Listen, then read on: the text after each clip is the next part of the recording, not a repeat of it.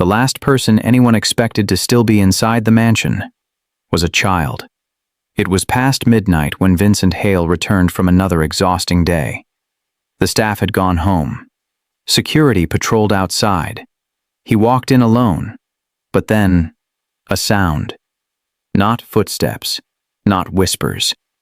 A quiet rustling coming from the kitchen pantry. His hand reached for his phone, ready to call security. Any other night, an intruder in his home meant lawsuits, police, headlines. Tonight, it meant something far worse. He pulled open the pantry door and froze. There, crouched in the corner between expensive olive oil and crystal bowls, was a little girl, skinny, trembling, eyes wide like she'd been caught stealing from heaven itself. In her hands, a hardened piece of garlic bread and a container of cold pasta his staff had thrown away. She wasn't a thief. She wasn't some stranger's kid who wandered in. She was starving. And when the billionaire stepped closer, she whispered the words that shattered him. "Please don't fire my mommy." She didn't know he owned everything. She didn't know her mother scrubbed his floors every night just to keep them fed. His chest tightened. His throat burned. Her mother, his maid, was the only worker who never complained, never asked for raises, never said a word about her life outside those mansion walls. Now he understood why. The girl tried to hide the food behind her back, as if protecting it would protect her mother too. For a long moment, Vincent said nothing. Then he did something that would change all three of their lives forever. But what he discovered about her mother 3 days later? That's when this story becomes impossible to believe. Before we dive into this story, let us know where you are watching from in the comment section and what time is it right there. Then don't forget to subscribe to our channel to support the work we do here. Vincent Hale pushed open the side door at 12:03 a.m. 14 hours at the office. His shoulders hurt. His head throbbed. The mansion lights flickered on automatically. He dropped his keys on the marble counter. Then he heard it, a rustling sound, soft, panicked, coming from the pantry. His hand froze on the counter. Security breach? An employee stealing? His lawyer's voice echoed in his head. Document everything. He moved toward the pantry. The sound stopped, then started again, faster now. He twisted the handle and pulled. A little girl crouched in the corner, maybe 7 years old, knees to her chest, sweater full of holes, shoes falling apart at the toes. Her hands clutched a piece of hardened bread and a container of cold pasta, the kind his staff threw away. She stared at him like he was about to hurt her. Her lips trembled. "Please don't fire my mom." Vincent blinked. His brain couldn't process it fast enough. "Your mom?" She nodded, gripping the food tighter. "She cleans here. She told me to stay in the basement, but she fell asleep and started coughing bad, and I was so hungry." She tried hiding the food behind her back. Too late. "What's her name?" "Carmen. She cleans the rooms you never go into." A sad smile crossed her face. "Mama says we're invisible. That's our job. Make rich people's mess disappear without them feeling bad." Invisible. The word hit him in the chest. "What's your name?" "Sky." Up close, he saw everything. The way her sweater hung loose, the outline of ribs through thin fabric, dark circles under her eyes, how she kept glancing at the door, waiting for punishment. "How long have you been here?" "I came after school. Mama said I could sleep in the basement storage if I stayed quiet. It's warmer than our apartment." The heater broke again. Vincent's jaw tightened. "Did you eat dinner?" She shook her head. His kitchen had hosted celebrity chefs, magazine photo shoots, investors who spent thousands on single meals. Tonight, the only person eating here was a 7-year-old hiding in his pantry with garbage. "I'm sorry I touched the leftovers," Sky whispered. "Please don't tell Mama. She'll think she failed." Something burned in Vincent's throat. "Come with me." Her eyes went wide. "Am I in trouble?" "No," Vincent said. You're the only person in this house who shouldn't be." He held out his hand. After a long moment, she took it. Her fingers were ice cold. They walked through the hallways. Sky's small steps barely made a sound on the polished floors. "She said she'd just sit down for 1 minute," Sky said quietly. Then she stopped answering when I talked to her. Vincent's chest tightened. They reached the laundry room. Harsh lights buzzed overhead. Industrial machines lined the walls. Carmen lay curled on the cold tile floor, one arm draped over an overturned basket. Her chest moved in shallow breaths. A damp cloth sat beside her. "Mama!" Sky ran forward, dropping to her knees. "Mama, wake up. Please wake up." Carmen's eyes fluttered open, blurry, unfocused. Then they landed on Vincent. She jolted upright. "Mr. Hale," her voice came out raspy. "Sir, I'm so sorry. Sky wasn't supposed to." A cough cut her off, deep, rattling. She doubled over. Vincent stepped closer. Sweat covered her forehead. Her cheeks burned red. Her hands shook as she reached for the counter. "Don't," he said, steadying her elbow. "You're burning up." Carmen tried pulling away. "I'll finish my shift. Please, don't dock my pay. I just need a minute." "You need a hospital." She shook her head hard. "No, I can't. I can't afford." "I'll pay." "No." Panic flashed in her feverish eyes.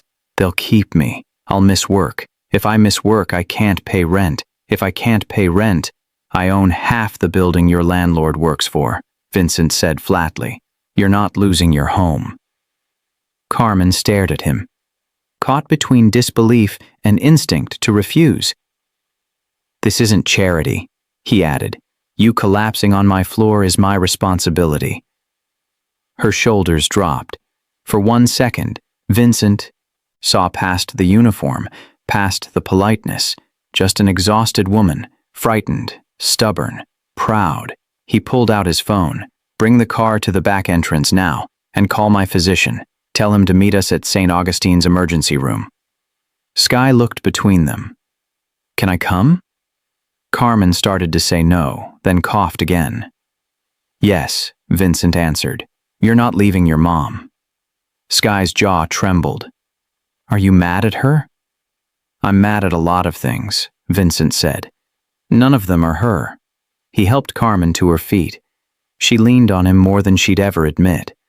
As they moved toward the door, something twisted in Vincent's chest. A memory's shadow. A voice from long ago. Warm, patient, kind. He couldn't place it yet, but it followed him into the night as they left the mansion behind. The car pulled up. Rain started falling. Sky climbed in first, then Carmen. Vincent slid in beside them. "St. Augustine's," he told the driver. "Fast." Carmen's head drooped against the window. Her breathing sounded wrong. Sky grabbed her mother's hand. Vincent grabbed his phone and started making calls. This woman worked for him, collapsed in his house, nearly died on his floor, and he hadn't even known her name until tonight. The emergency room smelled like antiseptic and fear. Nurses rushed Carmen onto a gurney, monitors clipped to her finger, blood pressure cuff wrapped around her arm, oxygen tube under her nose. "How long have you had the cough?" "About a week," Carmen admitted. Sky spoke up fast. 3. It's been 3 weeks. She gets dizzy at work. Sometimes she sits down and pretends she dropped something." Carmen winced. "Sky." The doctor frowned. "Any chest pain, fevers, night sweats?" "Yes to all," Sky said, angry and scared. "She wakes up shivering, but she doesn't have a blanket because she puts them all on me." Vincent's eyes sharpened. Carmen stared at the ceiling. "I'm fine," she muttered. The doctor didn't argue. "We're running tests. Her lungs don't sound good." They wheeled her away. Sky's hand shot out, catching only air where her mother's fingers had been. "Mama." "She'll come back," Vincent said. "They're making sure she can breathe better." Sky turned to him. In her eyes he saw something he recognized too well. Terror. The kind that comes from being small in a system that doesn't care if you disappear. "Are they going to give up if we can't pay?" she whispered. "No." "How do you know?" "Because I'm paying." Her head tilted. "All of it?" "All of it." She stared at him like he'd just bought her the moon. "Nobody ever does that for people like us," she said. The sentence landed in his chest like a stone, because someone had once done that for him. Not with money, with food, with shelter, with hiding him when the world felt like teeth. He'd built a global empire on being self-made, the boy who pulled himself up alone. Every magazine said so, every speech, every investor pitch. Sitting in that plastic chair beside Sky, that story cracked. He hadn't been alone. Someone had fed him when he was starving. Someone had let him sleep somewhere warm. Someone had looked at a dirty, angry 8-year-old and decided he mattered. He couldn't remember her face, but he remembered her voice. Soft, patient, tired, just like Carmen's. "Mr. Hale?" Sky's voice pulled him back. "Vincent," he said. "Just Vincent." "Vincent," she repeated carefully. "Why are you helping us?" He looked at her, really looked at her. 7 years old, hiding in pantries, eating trash, protecting her mother from punishment, just like he used to protect himself. "Because someone helped me once," he said quietly. "And I never got to say, thank you." Sky nodded like that made perfect sense. They sat in silence, waiting. The clock ticked. Machines beeped down the hall. 2 hours later, the doctor returned. "Pneumonia," he said. "Bad. Another night like that and you'd be calling an ambulance instead of a car." Sky's hand clamped around Vincent's fingers. "Can you fix her?" she asked. "That's what we're here for," the doctor said gently. "But she's staying. At least a week. Then strict rest at home. No double shifts. No overnight cleaning. Her lungs won't take it." Vincent nodded. Sky's grip tightened. "Where will I go?" she whispered. Vincent looked down at her. "With me." Carmen was propped up in the hospital bed when they walked in, oxygen tube under her nose, IV in her arm. Her eyes went wide when she saw Sky holding Vincent's hand. "Mr. Hale, I can't ask you to—" "You didn't ask," Vincent said. "I'm telling you. Sky stays with me until you're out." Carmen shook her head. "That's not appropriate. She can stay with my neighbor." "The neighbor who works nights and leaves her door unlocked?" Vincent asked. Carmen's face fell. "How did you—" "Sky told me in the waiting room," he said, while explaining why she's scared of staying there alone. Sky looked at the floor. Carmen's hands twisted the blanket. "Sir, you don't understand. People will talk. They'll say I'm taking advantage. Let them," Vincent said flatly. "You could lose your reputation. I have lawyers for that. This isn't your problem. You collapsed on my floor," he cut in. "That makes it my problem." Carmen's eyes filled with tears. "I can't owe you this much." Vincent pulled a chair closer to the bed. "You don't owe me anything. I'm the one who owes you." She frowned. "What are you talking about?" He almost told her right there. Instead, he said, "We'll talk when you're breathing easier. For now, Sky needs a place to sleep. I have 17 empty bedrooms. She can pick whichever one she wants." Sky's head snapped up. "Really? Really?" Carmen looked between them. "Sky, baby, you can't just—" "Mama, please," Sky whispered. "I'm scared to be alone." That broke her. Carmen closed her eyes. A tear slipped down her cheek. 1 week. That's all? Then we figure something else out.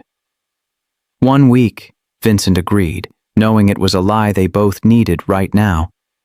The doctor came in with more papers, more instructions. Carmen would start antibiotics tonight. They'd monitor her oxygen levels, keep her hydrated. No visitors except immediate family. Vincent stood to leave. "Mr. Hale," Carmen called softly. He turned. "Thank you," she said. "I don't know why you're doing this, but thank you." He nodded and walked out with Sky. In the elevator, Sky finally spoke. "You're different from other rich people." "How?" "You looked at me," she said simply. "Most people look through us." The elevator doors opened. They walked to the car. Rain had stopped. The city lights reflected off wet pavement. Sky climbed into the back seat. She was asleep before they left the parking lot. Vincent watched her in the rearview mirror. Small, thin, curled against the leather like she was trying to take up less space. His driver glanced at him. "Sir, if you don't mind me asking." "I know what you're going to say," Vincent interrupted. "And no, I don't know what I'm doing. I just know I can't do nothing." The driver nodded and drove. Vincent pulled out his phone, texted his assistant. "Clear my schedule for the week. Family emergency." She replied immediately. "You don't have family." He looked at Sky sleeping in the back seat. "I do now." They pulled up to the mansion at 2 a.m. Vincent gently shook Sky awake. "We're home." She blinked, confused. "This isn't home. This is where Mama works." "Tonight it's where you sleep," he said. She followed him inside, clutching a small backpack the hospital gave her. It had a toothbrush and a hospital gown inside. Nothing else. "Are you hungry?" Vincent asked. She nodded. He led her to the kitchen. The massive space felt different now. Less like a showroom. More like a place where someone might actually need food. He opened the fridge, stared at imported cheeses and organic vegetables and meal-prepped containers from his private chef. None of it felt right for a 7-year-old who'd been eating garbage. "What do you like?" he asked. "Anything," she said quickly. Too quickly. He remembered that answer. He'd given it 1,000 times as a kid. Anything meant beggars can't be choosers. He pulled out bread, butter, and cheese. "Ever had grilled cheese?" Her eyes lit up. "Once. At school. It was the best thing I ever ate." He turned on the stove. Melted butter in a pan. The smell filled the kitchen. As he cooked, something nagged at him. A memory trying to surface. "Did your mom ever work anywhere else?" he asked. "Before my house?" "Lots of places," Sky said. "Hotels, offices. She used to volunteer at a church kitchen when I was little, before they closed it down." Vincent's hand froze on the spatula. "A church kitchen?" "On 9th and Monroe," Sky said. She said it was the only job that felt like it mattered. Feeding people who had nothing. 9th and Monroe. Vincent's heart slammed against his ribs. He was 8 years old again. Cold, starving, hiding behind a dumpster. A woman had found him, brought him inside, fed him soup and bread. She'd let him sleep in the storage closet when it got too cold outside. She'd covered for him when the pastor asked questions. She'd told him he wasn't trash. She'd had Carmen's voice, Carmen's eyes, Carmen's hands. "Vincent?" Sky's voice pulled him back. "The sandwich is smoking." He flipped it quickly, plated it, cut it diagonal, handed it to her. She took a bite and closed her eyes. "It's perfect," she whispered. He sat across from her, watching her eat. Could it be? 20 years ago? Same city, same church, same kind woman who broke rules to feed people. His mind raced. He'd never asked her name back then. Too scared, too angry at the world. He'd called her the soup lady in his head. She'd called him kiddo. The memory hit him like lightning. One night, she'd wrapped his hands in bandages because they'd cracked from cold. She'd whispered, "You're not trash, kiddo. You're just lost, and lost things can be found." He'd run away 3 days later when social services came sniffing around. He'd never seen her again, until tonight, in a laundry room, collapsed on his floor. Sky finished her sandwich. "Can I ask you something?" Yeah. Why do you look so sad? He met her eyes. Because I think your mom saved my life once, he said quietly. And I never said thank you. The next morning, Vincent stood outside Carmen's hospital room at 7 a.m., coffee in one hand, a folder in the other. He'd spent all night digging through old records, church donations, volunteer lists, archived news articles about the kitchen closure. Her name was there, Carmen Reyes, volunteer, 2005, 2008, the same years he'd been on the streets. He knocked softly. Come in, Carmen called, voice stronger today. She was sitting up, color back in her cheeks. The oxygen tube was gone. You look better, Vincent said. Antibiotics are magic, she replied. The doctor says I can leave in 5 days if I behave. He set the coffee on her tray table. Sky's still asleep. I have someone watching her. Carmen's face softened. Thank you for letting her stay. I know it's... Do you remember a boy? Vincent interrupted. About 8 years old? Red hoodie with a broken zipper. Used to hide behind the church kitchen on 9th and Monroe. Carmen's expression changed instantly. I remember, she whispered. What else do you remember? She looked at her hands. He was angry. Wouldn't talk to anyone. Ate like someone might take the food away. I used to sneak him leftovers when the pastor wasn't looking. Vincent's throat tightened. One time his hands were bleeding from the cold, she continued. I wrapped them in bandages. He asked if I was going to call the police. I told him no. I told him he wasn't trash. You said he was just lost, Vincent finished, her head snapped up. How do you... Because I was that boy. Silence crashed between them. Carmen's hand flew to her mouth. No, that's not... You can't be. I am. Tears filled her eyes. They took you away in a van. Social services. I tried to stop them. I begged them to let you stay, but they said I was just a volunteer, not family, not... You saved my life, Vincent said. I lost you, she choked out. I carried that guilt for 20 years. I thought you died, or worse, I thought... I made it, he said firmly. Because of you. She was crying now, full sobs. I fed you soup, and told me I mattered. I let you sleep in the closet. You gave me a reason to survive. She shook her head. I didn't do enough. I should have fought harder. I should have... Vincent moved to the bedside. You did everything. When I had nothing, you gave me dignity.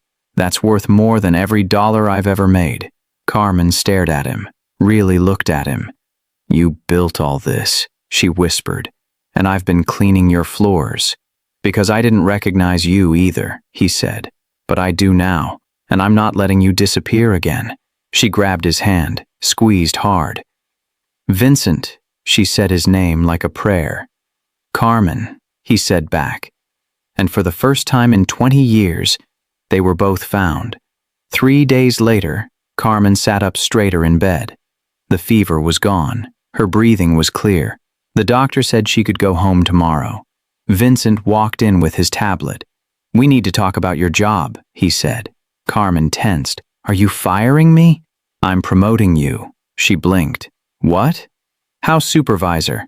Day shifts only. No more overnight cleaning. Salary tripled. Full health insurance. Dental. Vision. Retirement plan.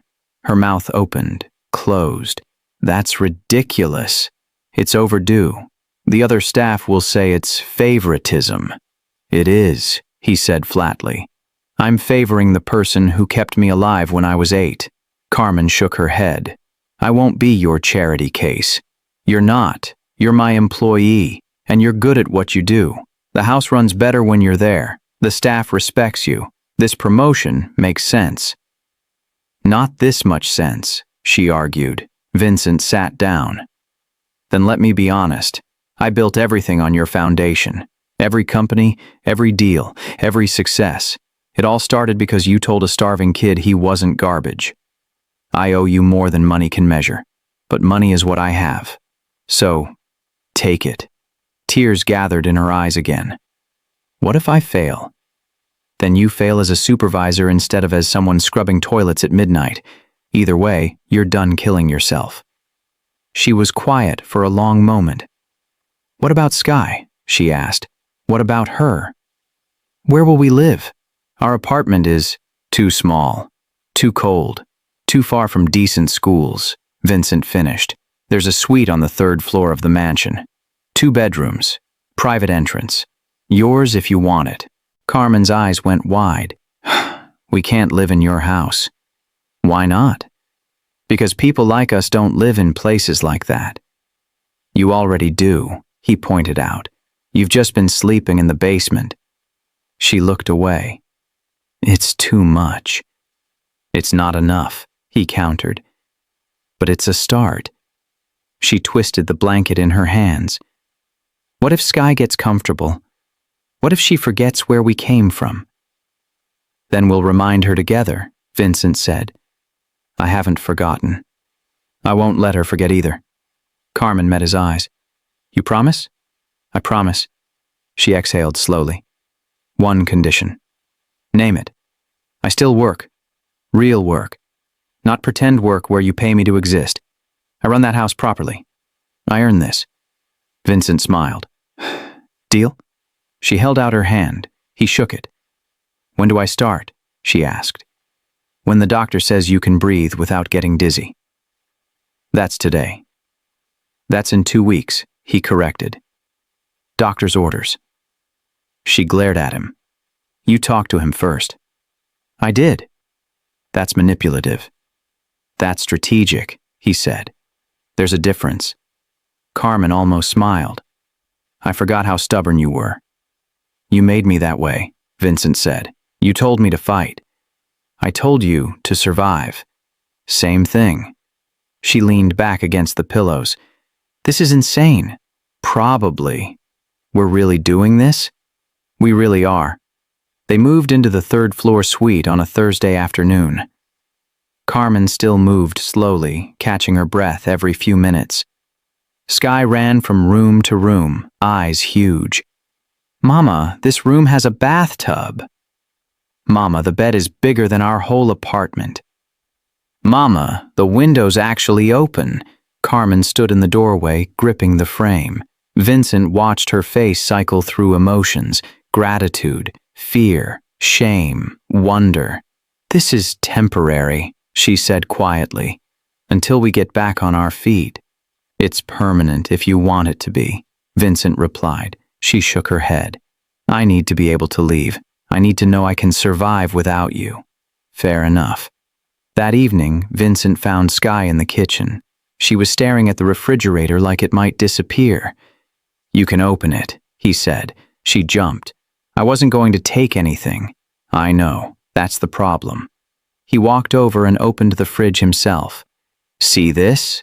All of this is yours too now. You don't have to ask. You don't have to hide. You just eat when you're hungry.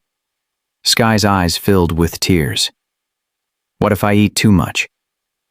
The question gutted him. There's no such thing as too much, he said. Not here. Not anymore. She looked up at him. Promise? Promise. She pulled out an apple, held it like it was made of gold, took a small bite. It's sweet, she whispered. Vincent's chest ached.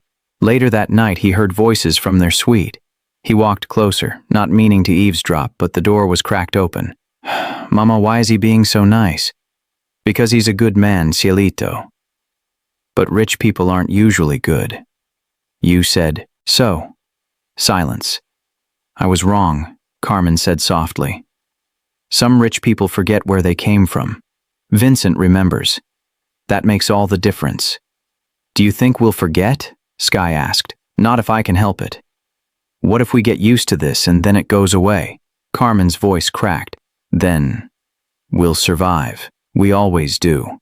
Vincent stepped away before they could hear him. He went to his office, pulled up his laptop, started drafting documents. Trust fund in Sky's name, education fund, healthcare coverage that couldn't be canceled, legal protections in case anything happened to Carmen. He worked until 3 a.m. His assistant called at 8 a.m. the next morning. The board wants to know when you're coming back. Soon. They're getting nervous. You've never taken this much time off. They'll survive.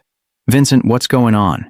He looked out his office window, saw Sky in the garden below chasing butterflies, saw Carmen on a bench watching her daughter with a smile that hadn't been there before. I'm repaying a debt, he said. To who? To the person who made sure I lived long enough to sit in this office. His assistant was quiet for a moment. Is this about that volunteer you mentioned once? From the church kitchen? Yeah. You found her? She found me first, Vincent said. 20 years ago. I just didn't realize it until now. 2 weeks passed. Carmen started her new position. The house staff adjusted quickly. Most were respectful. A few whispered. Vincent fired the ones who whispered. One afternoon, Sky sat at the kitchen table doing homework. Vincent worked on his laptop across from her.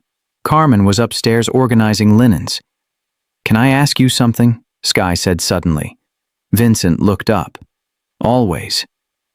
Why don't you have a family? The question landed hard. I do now, he said carefully. I mean a wife. Kids. Normal stuff. He closed his laptop. I was too busy building companies. Didn't make time for normal stuff. That's sad. Maybe? She chewed her pencil. Were you lonely? Yes. Are you still? He looked at her. Really looked. Not anymore. She nodded like that made sense. Mama says you're family now. Is that true? Do you want it to be? I asked first. He smiled. Yes, it's true. Good, she said. Because I told my teacher you're my uncle and I don't want to be a liar. Vincent's throat tightened. Uncle works. Uncle Vincent, she tested the words.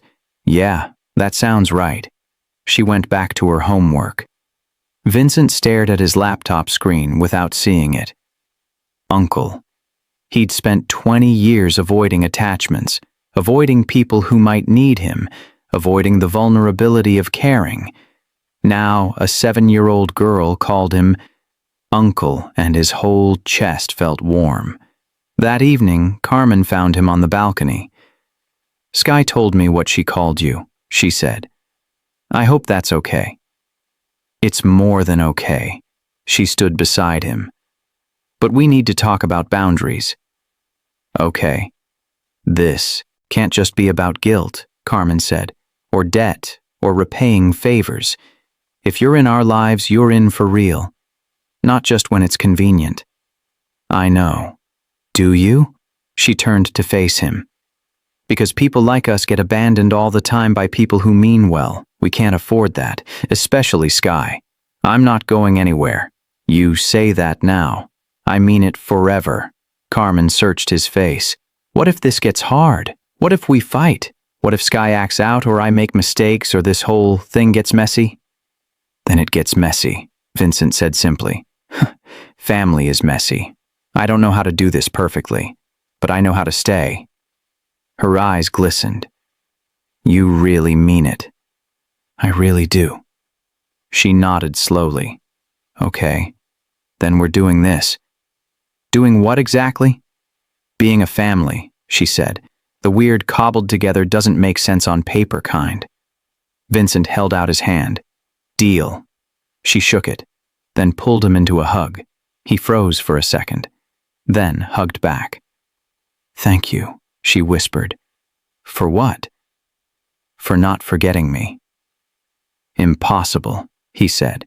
You're the reason I remember anything good. They stood there as the sun set. Below them, Sky sang off-key while playing with a new toy. For the first time in 20 years, Vincent felt like he belonged somewhere. Not in a boardroom, not at a gala, here, with them, home. It happened on a Tuesday. Vincent was in a board meeting when his phone rang. Carmen's name flashed on the screen. He answered immediately. What's wrong? It's Sky. Carmen's voice shook. She fell at school. They're taking her to the hospital. I can't get there fast enough.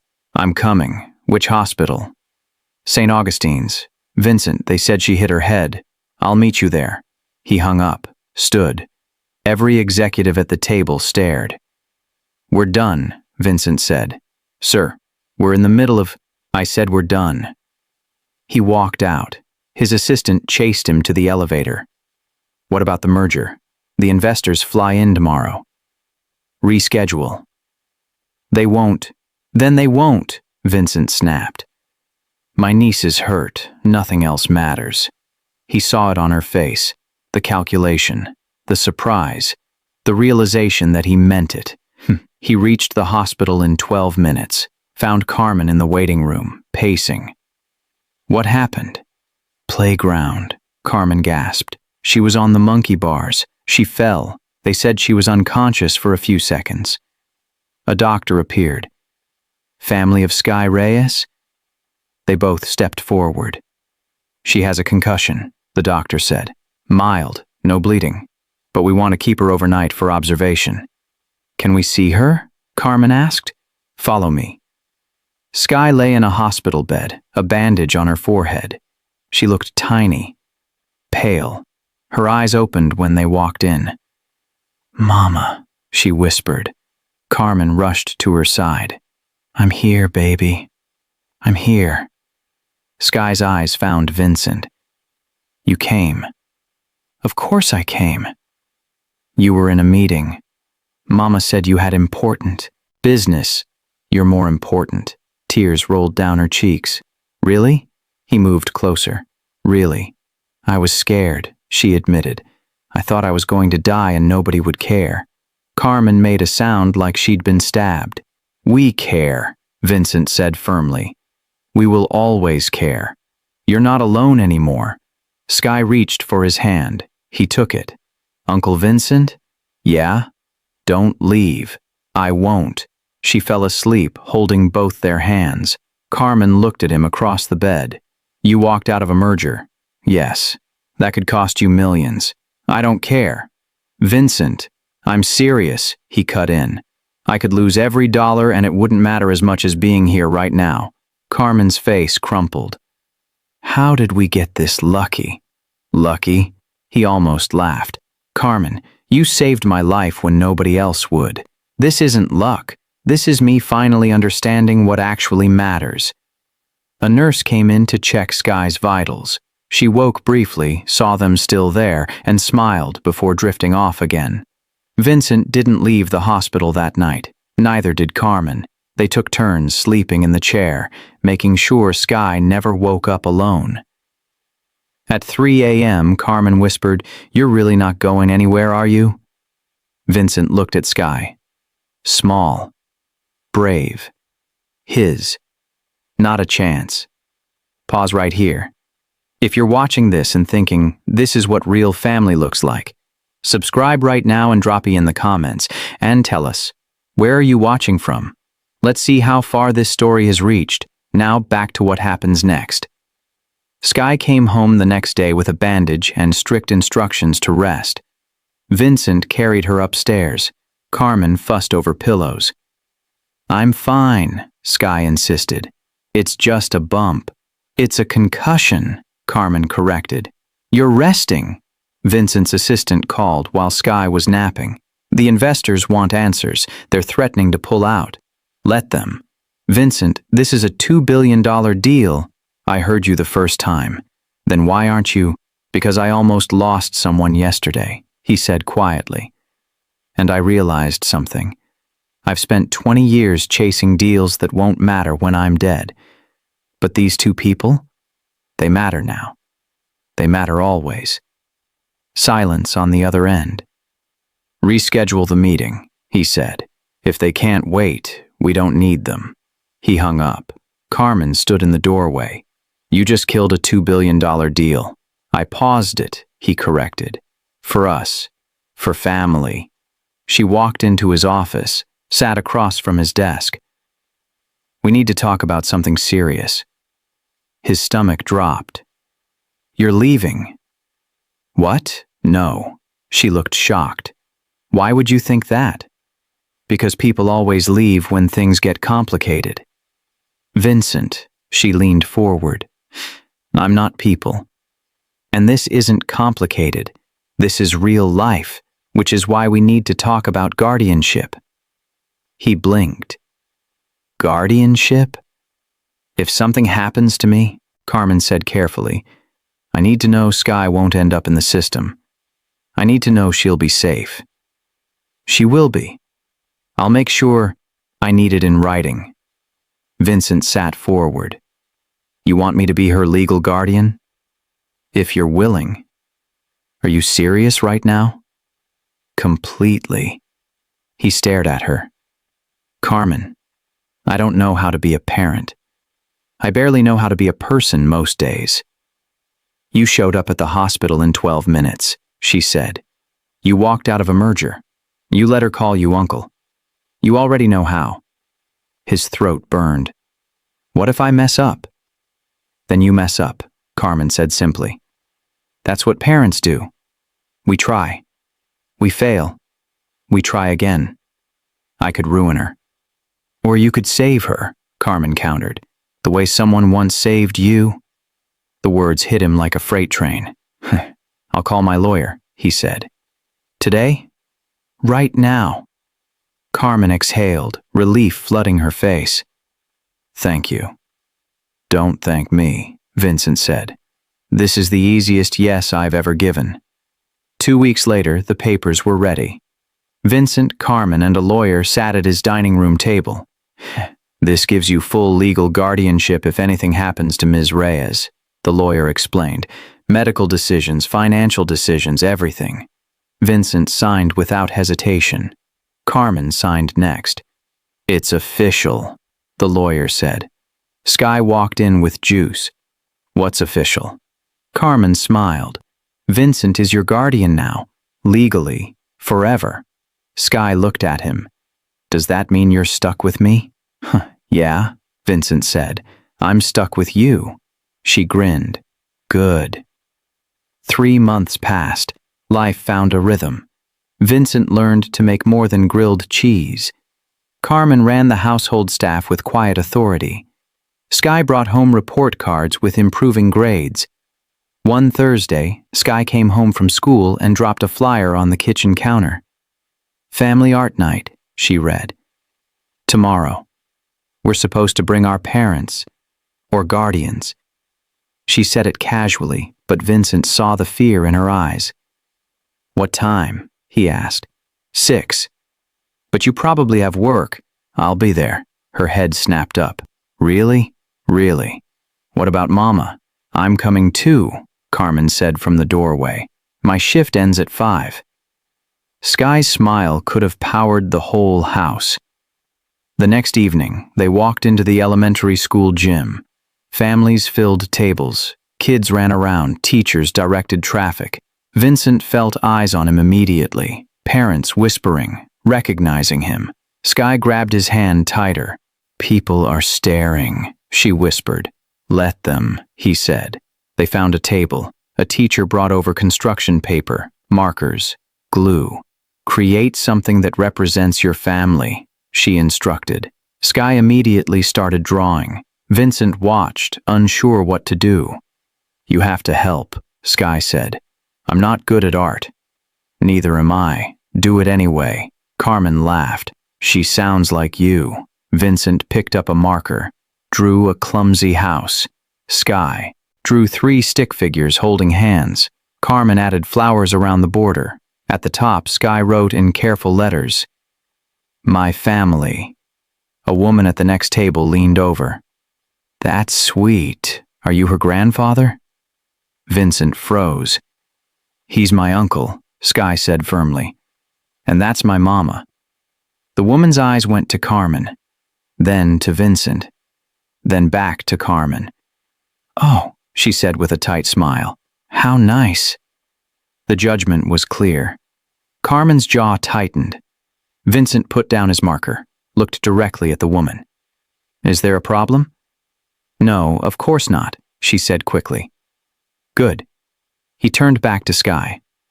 What color should the door be? Red, Sky said. Like your old hoodie. The woman moved away. People are going to talk, Carmen said quietly. Let them, Vincent repeated. At the end of the night, the teacher collected the art projects to display in the hallway. Sky held theirs up proudly. "This is us." Vincent looked at the messy drawing. 3 stick figures, a crooked house, flowers that looked like blobs. It was perfect. On the drive home, Sky fell asleep in the back seat. "That woman thought we were a scandal," Carmen said. "We probably are." "Does that bother you?" Vincent glanced at Sky in the rearview mirror. "Not even a little," Carmen smiled. "Good. Because it's going to get worse before it gets better." "How much worse?" "Wait until they find out about the guardianship papers." Vincent laughed, actually laughed. "Let them find out. I'm not hiding her. I'm not hiding you. People can think whatever they want. Even if it damages your reputation." "My reputation was built on a lie anyway," he said. "This is the truth. I'd rather have the truth." Carmen reached over and squeezed his hand. "Thank you for showing up tonight." "I'll show up every night," Vincent said, and he meant it. Vincent walked into the boardroom Monday morning. 12 executives sat around the table. His CFO looked nervous. "We need to discuss the Henderson situation," the CFO began. "What situation?" "He's pulling his investment. Says you've become unreliable. Says you walked out of a meeting for personal reasons." "I did." The room went silent. "Vincent," his CFO said carefully, "that was a $2 billion deal." "I know what it was worth." "Then why? My niece was in the hospital." "Your niece?" One of the board members frowned. "You don't have a niece." "I do now." Whispers erupted around the table. "Since when? Is this some kind of PR stunt?" "Who is she?" Vincent held up his hand. Silence fell. "Her name is Sky," he said. "Her mother is Carmen. Carmen worked as a cleaner in my house. She collapsed from pneumonia. I took them to the hospital. I found out Carmen saved my life 20 years ago when I was homeless. I'm now Sky's legal guardian." Complete silence. "Your guardian to your maid's daughter?" someone finally asked. "Former maid," Vincent corrected. "She's now my house supervisor. And yes, this is a disaster," another board member muttered. "Why?" Vincent challenged. "Because it looks like—" The man caught himself. "Like what?" Vincent pushed. "Say it." No one did. "You think it looks inappropriate," Vincent finished. "You think I'm some rich guy taking advantage. You think this is a scandal waiting to happen. We didn't say that." "You didn't have to." Vincent stood. "Let me be clear. Carmen saved my life when I was 8 years old. She fed me when I was starving. She sheltered me when I had nowhere to go. Everything I've built exists because she decided I was worth saving." He looked around the table. "So, yes, I walked out of a merger when her daughter got hurt. Yes, I signed guardianship papers. Yes, they live in my house. And if any of you have a problem with that, there's the door." No one moved. "Henderson can keep his investment," Vincent continued. "Any investor who thinks my humanity is a liability isn't someone I want in business with anyway." His CFO cleared his throat. "Vincent, we understand the sentiment, but nothing," Vincent cut in. "I've spent 20 years building an empire on the story that I did it alone. That story was a lie. I had help. I had Carmen. And now I'm helping her. If that makes me unreliable, then so be it. The shareholders won't like this. Then they can sell their shares." "Vincent, this meeting is over." He walked out. His assistant caught him in the hallway. "That was either brilliant or career suicide." "Which one do you think?" "Both," she admitted. "Good," he said. "I'm tired of playing it safe." That evening, Carmen met him at the door. "I heard what happened in the board meeting." Vincent loosened his tie. "Who told you?" "Your assistant called. She wanted to make sure I knew you just risked everything defending us." And I don't know whether to kiss you or yell at you." "Why yell?" "Because we're not worth losing your company over." Vincent stepped closer. "Yes, you are." The article dropped 3 days later. Billionaire's secret family. Vincent Hale's unusual living arrangement raises questions. Vincent's assistant brought it to him at breakfast. Skye was eating cereal. Carmen was making coffee. He scanned the headline and closed the tablet. "It's out," he said. Carmen turned around. "What's out?" "The story. Someone leaked it to the press." Her face went pale. "What does it say?" He handed her the tablet. She read silently, her hand starting to shake. "They're making it sound like I'm using you," she whispered. "Like I'm some gold digger who trapped you." "They're making it sound exactly how they want it to sound," Vincent said. "It doesn't matter." "It does matter," Carmen's voice rose. "They're calling me a opportunist. They're saying Skye isn't really your responsibility. They're saying—" She stopped, looking at Skye. Skye had stopped eating. "What are they saying about me?" "Nothing true," Vincent said firmly. "But they're saying something." He couldn't lie to her. "Yes." Skye pushed her bowl away. "I knew this would happen." "Skye," Carmen started. "I knew people would think we're taking advantage," Skye continued. "I told you, Mama. I told you we should have stayed in our apartment." "That apartment had no heat," Vincent said. "So?" Skye's eyes filled with tears. "At least nobody called us names." Carmen pulled Skye into a hug. Vincent's chest felt tight. His phone rang. His publicist. "We need to respond," she said immediately. "No. Vincent, this is getting picked up everywhere. Twitter is going crazy. Your investors are nervous. We need damage control." I said no. "Then what do you want me to do?" "Nothing. Let them talk. That's professional suicide." "Then I'll die professionally," he said, and hung up. Carmen looked at him. "You can't just ignore this. Watch me." "Vincent, this affects all of us. Your business, your reputation." "I don't care about my reputation." "Well, I care about mine," Carmen shouted. "I care that people think I'm some parasite who latched onto a billionaire. I care that Skye has to see this garbage written about her mother." Silence fell. Skye was crying silently into Carmen's shoulder.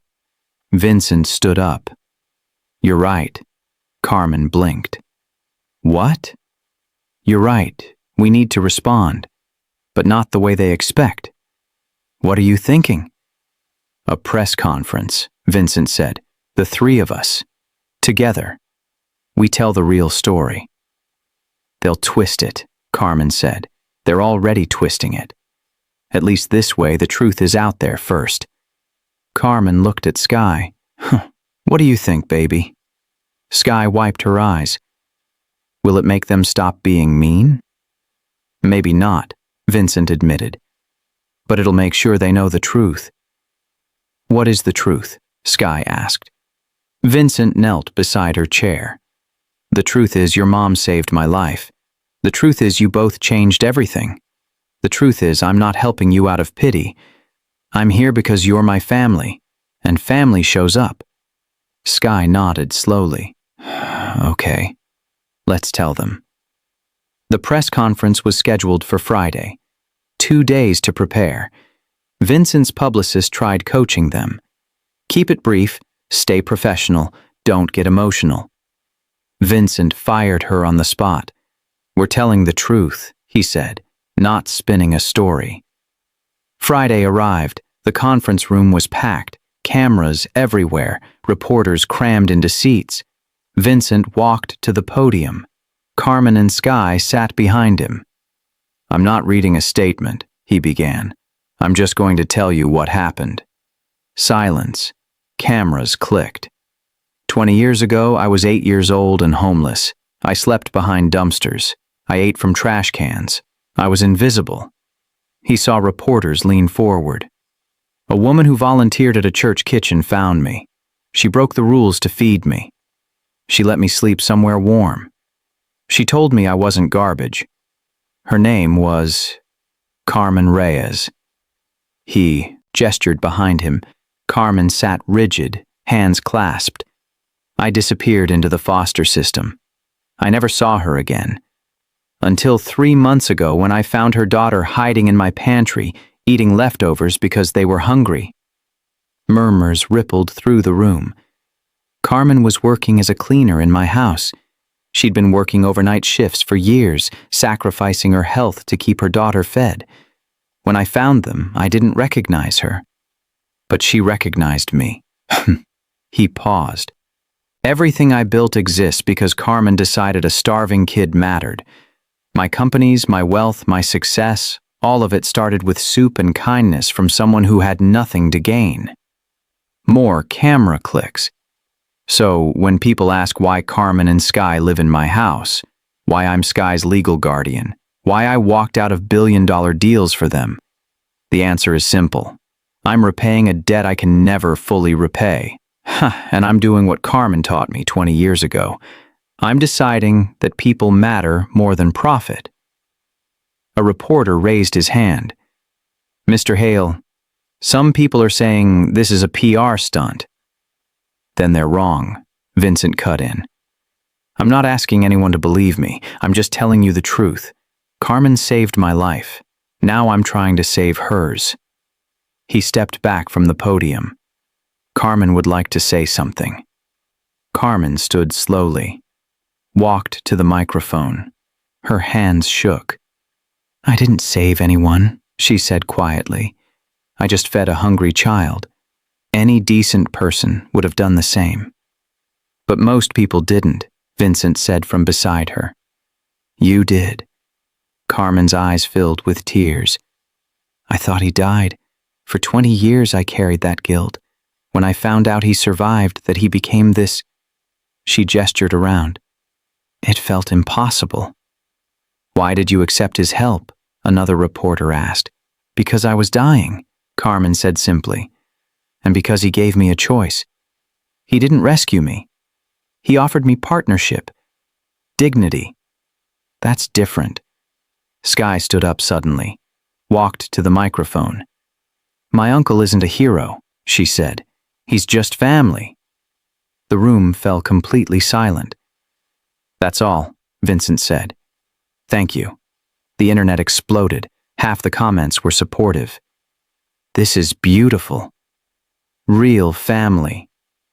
We need more billionaires like this. The other half were vicious. Gold digger founder Mark. He's being played. Give it 2 years before she sues him.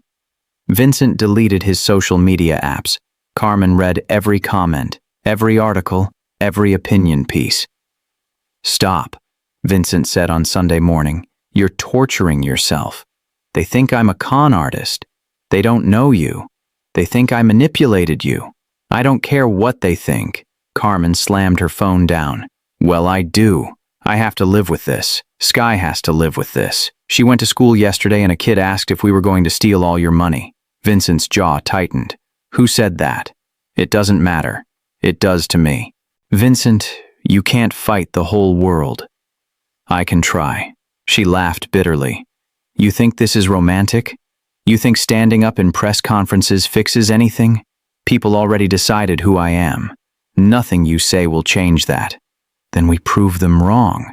How? By living our lives, Vincent said. By being a family. By not hiding. I'm tired of fighting, Carmen admitted. I'm tired of justifying my existence in your world.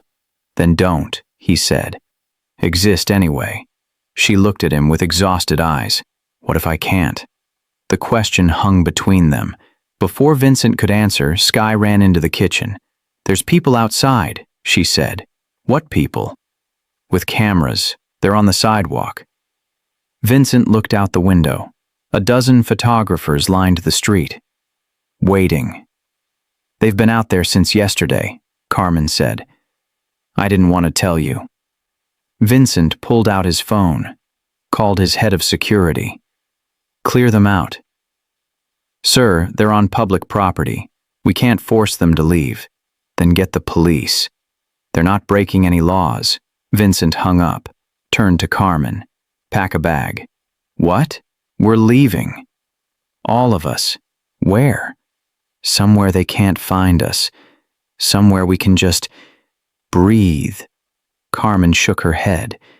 Running away doesn't solve anything. Neither does staying here while photographers camp outside waiting for us to crack. She hesitated. Please, Vincent said, just for a few days. Let this die down. Carmen looked at Sky. What do you think? I want to go, Sky said immediately. I'm scared of the camera people. That decided it. 2 hours later, they were in Vincent's car heading north. No staff, no security detail, just the three of them. Where are we going? Sky asked from the back seat. I have a cabin upstate, Vincent said. No one knows about it. It's quiet. Do they have internet? Sky asked. No. Good, she said. I hate the internet. Carmen almost smiled. When did you get so smart? I learned from Uncle Vincent, Sky said. He told me sometimes the bravest thing you can do is walk away. Vincent glanced at her in the rearview mirror. I said that last week, when those boys were being mean at school. He'd forgotten that conversation, but Sky remembered. They drove in silence for another hour. Finally, Carmen spoke. Thank you. For what? For getting us out. The cabin sat on 20 acres of forest. No neighbors, no cell service, just trees and silence. Sky ran inside and gasped. It's tiny. Compared to the mansion, everything's tiny, Vincent said. I love it. Carmen walked through slowly. 1 bedroom, a loft, a small kitchen, a fireplace. This is yours? She asked. I bought it years ago, never used it. Why not? I was always too busy working. She ran her hand along the wooden counter. It's peaceful. That night, they cooked dinner together. Pasta from a box, sauce from a jar, nothing fancy. Sky set the table. 3 mismatched plates, 3 forks. They ate by candlelight because Vincent couldn't find the light switch. This is nice, Sky said. Better than the mansion? Vincent asked. Different, she said carefully. The mansion feels like a museum. This feels like a home.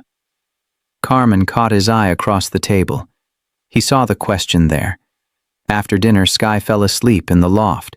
Carmen and Vincent sat by the fireplace. Can I ask you something? Carmen said. Always. Do you ever regret it? Taking us in? Never.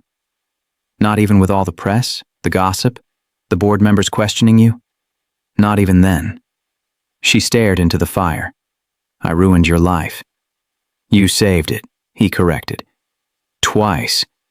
The first time doesn't count. I didn't know who you'd become. That's exactly why it counts, Vincent said. You helped me when I was nobody. When there was nothing to gain. That's real kindness. Carmen's voice dropped. What if we can't go back? What if this thing between us destroys everything you built? Then I'll build something else. You're not thinking clearly. I'm thinking clearly for the first time in 20 years. She turned to face him. Vincent, you can't throw away your empire for us. I'm not throwing it away. I'm choosing what matters. We're not worth... Don't, he interrupted. Don't say you're not worth it. You and Sky are worth more than every dollar I've ever made. Tears spilled down her cheeks. How can you be so sure? Because money bought me houses, cars, respect. But it never bought me what I have right now. What's that? A reason to come home, he said simply. Carmen broke. Really broke, shoulders shaking, face in her hands. Vincent moved to the couch beside her, pulled her into a hug. I'm scared, she sobbed. I'm scared this is too good. I'm scared it'll disappear. It won't. You don't know that. I know that I'm not going anywhere, he said. I know that you and Sky are stuck with me whether you like it or not. She laughed through her tears. You're stubborn. I learned from you. They sat in silence, fire crackling, wind outside. Can I tell you something? Carmen whispered. Anything. When I was 22, feeding you soup in that kitchen, I used to pray someone would save you. I prayed so hard. Someone did, Vincent said. You. No, she said. You saved yourself. I just gave you a starting point. Then let me give Sky hers, he said. Carmen nodded against his chest. Okay, we try this. Really try.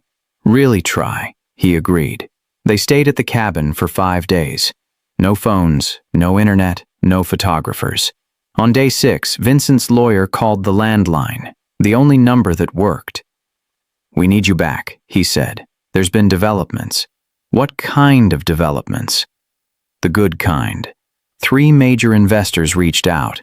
They want in specifically because of the press conference. They said your honesty changed their perception. Vincent, looked at Carmen and Sky playing cards at the table.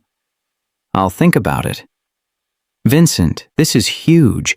The Henderson deal is back on. Bigger than before. They want to meet next week. I said I'll think about it. He hung up. Carmen had heard enough. You should go back. We'll all go back. No, she said. You go first. Make sure it's safe. Make sure the photographers are gone. Then we'll come home. I'm not leaving you here alone. We'll be fine for a few days. Sky looked up from her cards. Go do your business stuff, Uncle Vincent. We'll hold down the fort. He didn't want to leave. But Carmen was right. Someone needed to test the waters. He drove back to the city the next morning. The photographers were gone. The street was quiet. Inside, the mansion felt empty without them. His assistant met him in the office. Welcome back. What did I miss? Besides complete chaos?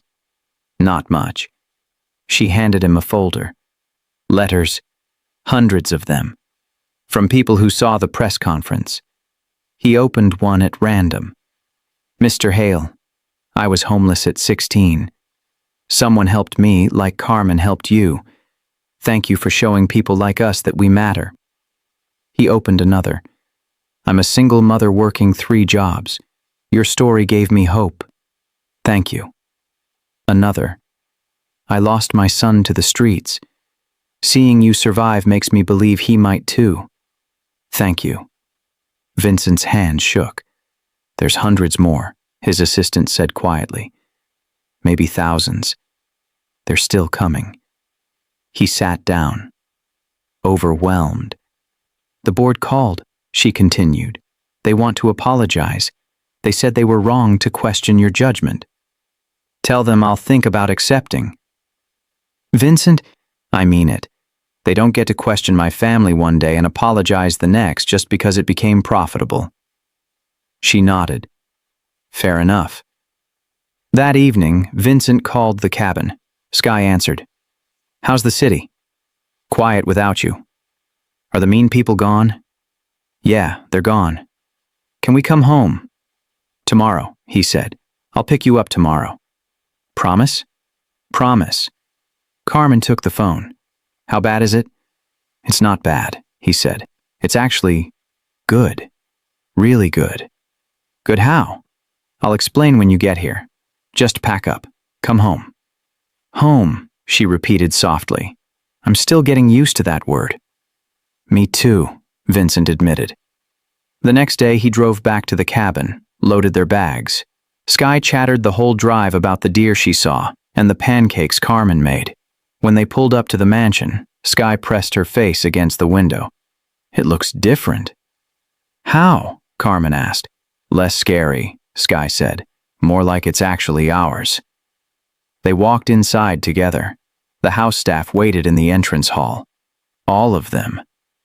Welcome home, they said in unison. Carmen's eyes filled with tears. Sky grinned. Vincent realized something fundamental had shifted. They weren't guests anymore. They were home. Life settled into something that felt almost normal. Carmen ran the household with quiet efficiency. The staff respected her. Some even liked her. Sky's grades improved. She made friends. She stopped flinching at loud noises. Vincent learned to leave work at work. Most days. One Saturday morning, Sky came downstairs with a school project. We have to interview someone successful, she announced. I picked you. Vincent looked up from his coffee. Why me? Because you're the only successful person I know. Carmen laughed from the stove. What about your teacher? She has a doctorate. That's education success, Sky said. I need business success. It's for economics class. Vincent set down his cup. Okay. What do you want to know? Sky pulled out a notebook. Question 1. What's the key to your success? He thought carefully. Remembering where I came from. She wrote that down. Question 2. What's your biggest accomplishment? This, he said, gesturing around the kitchen. Right here. Uncle Vincent, that's not a business accomplishment. It's my most important one. Sky sighed. My teacher's going to think I made this up. Then bring her here, Vincent said. I'll tell her myself. Really? Really. 2 weeks later, Sky's teacher did come, along with half the class. They sat in Vincent's living room, 23rd graders staring at him. Mr. Hale, one boy raised his hand. Are you really a billionaire? Yes. What's it like? Vincent glanced at Sky. Honestly, it's lonely if you do it wrong, but if you do it right, it's just life with more zeros. A girl raised her hand. Is it true Sky's mom used to clean your house? The room went silent. Yes, Vincent said, and she still keeps this house running. She's better at it than anyone I've ever hired. My mom says that's weird, the girl continued. Your mom is entitled to her opinion, Vincent said calmly. But Carmen isn't just my employee, she's family. She saved my life when I was your age. How? Another kid asked. Vincent told them. The whole story. Homeless at 8. The church kitchen. Carmen feeding him. 20 years later. Finding Sky in the pantry. By the end, the teacher was crying. That's the most beautiful thing I've ever heard, she said. On the drive back to school, Sky sat quietly. You okay? Carmen asked from the front seat. Yeah, Sky said. I just realized something. What? Other kids think it's weird that we live with Uncle Vincent, but I think it's weird that their families don't help people. Carmen smiled. That's a good way to look at it. That evening, Vincent got a call from his CFO. The Henderson deal closed. $2.4 billion. Good. That's it? Just good. What else do you want me to say? I don't know. Maybe celebrate? Vincent looked across the room. Sky and Carmen were building a puzzle on the floor, laughing when pieces didn't fit. I am celebrating, Vincent said, just not the way you think. He hung up, walked over to the puzzle. Can I help? Sky handed him a piece. Find where this goes. He sat down on the floor, billionaire in a suit, searching for puzzle pieces with his family. His assistant would have had a heart attack seeing him like this. Vincent didn't care. This was success.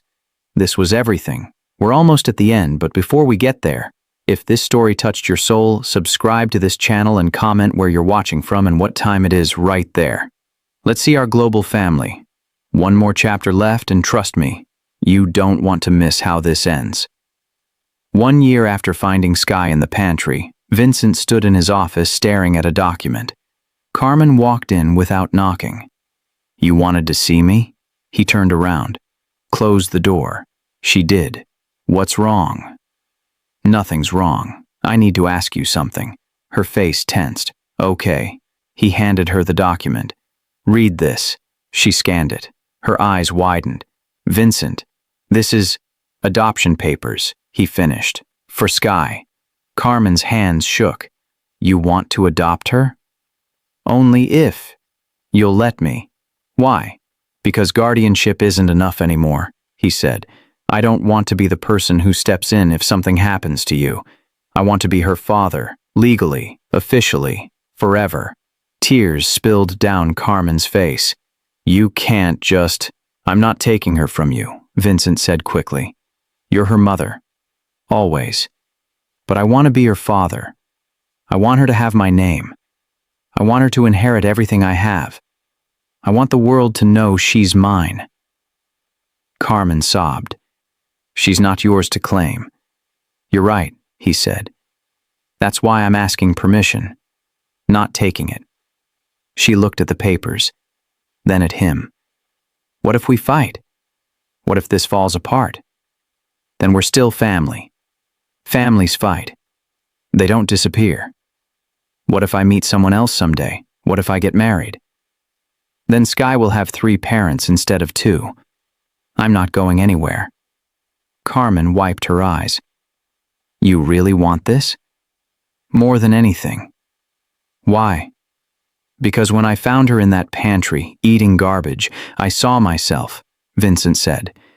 And I decided right then that no child who looks at me like that will ever feel unwanted again. She's mine, Carmen. In every way that matters. I just need the paper to prove it. Carmen broke. Completely broke. Vincent pulled her into a hug. Is that a yes? He whispered. It's a yes, she managed, but we tell her together. They found Sky in the library, reading. Sky, we need to talk to you, Carmen said. Sky's face went pale. Am I in trouble? No, Vincent said. The opposite. They sat down. Carmen took a breath. Uncle Vincent wants to adopt you. Sky blinked. What does that mean? It means he becomes your legal father, Carmen explained. You'd be Sky Hale. You'd be his daughter. Forever. Sky looked at Vincent. For real? For real? Would you still be my uncle? I'd be your dad. He said, if you want me to be. Sky was quiet for a long moment. Can I still call you Uncle Vincent? He laughed. You can call me whatever you want. She launched herself at him, arms around his neck, face buried in his shoulder. Yes, she whispered. Yes, yes, yes. Vincent held her tight. Over her head, he met Carmen's eyes. She mouthed, thank you. He mouthed back, thank you.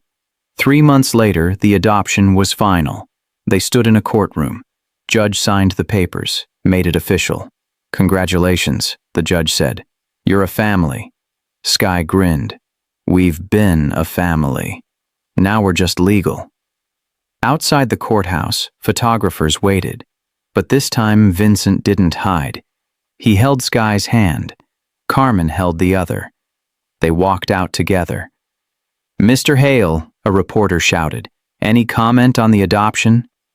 Vincent stopped, looked directly at the cameras. I found my daughter hiding in my pantry, eating scraps. Today, she has my name and my entire heart. That's all I have to say. They walked to the car. Sky looked up. Dad? He'd never heard that word before. It broke something open inside him. Yeah? I love you. I love you too, kiddo. Carmen smiled. They drove home.